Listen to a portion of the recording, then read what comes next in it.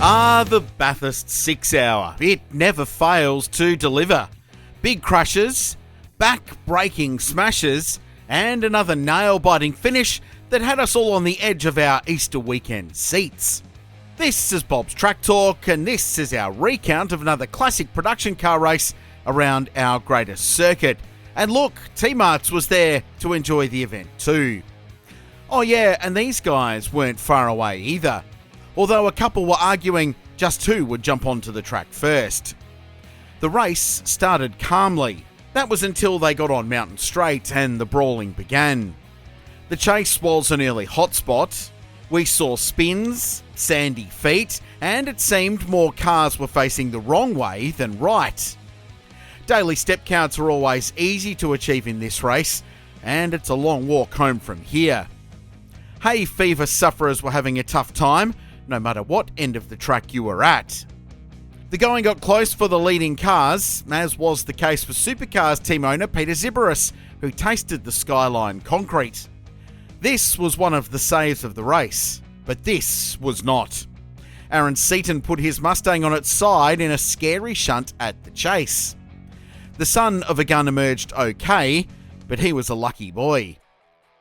Tommy Mackinnon pushed off for Mazda before the mother of all mountain messes unfolded at Griffin's Bend.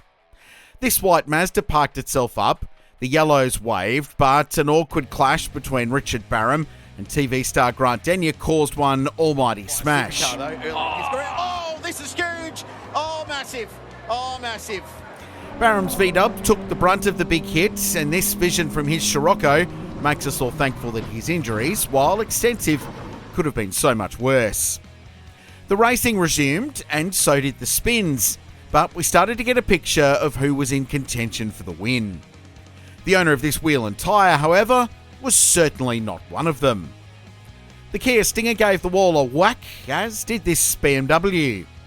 On the final lap, Josh Muggleton dropped his Camaro at the chase, handing the class win to Cam McLeod, but at the very front, Thomas Randall steeled the Cavich Brothers BMW to a popular victory.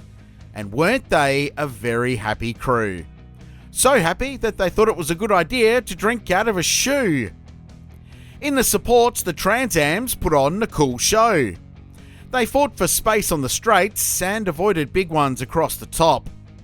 James Moffat could do little when Todd Hazelwood got it wrong at Griffin's, and Hazelwood could do little when Jared Hughes bombed him at the chase. The Aussie racing cars stole the headlines on and off track, and some were dying just to get out of town as fast as they could. That is, of course, if they could drive their cars. The Super TTs got their chance on the big stage, and they undressed to impress. They showed us fancy dancing on the straights. Bonnets squashed were in vogue, and bonnets down were optional. And then, ouch, this one. Oh no! Miles Jones in. Finally, the crazy Hyundai Excels. They sure know how to make calling car races on TV real easy. It was rarely a dull moment.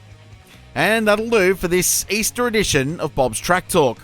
We'll leave this sign on the mountain for as long as they'll let us, as we set our sails for New Zealand and a double-header supercars treat to Taupo and Christchurch.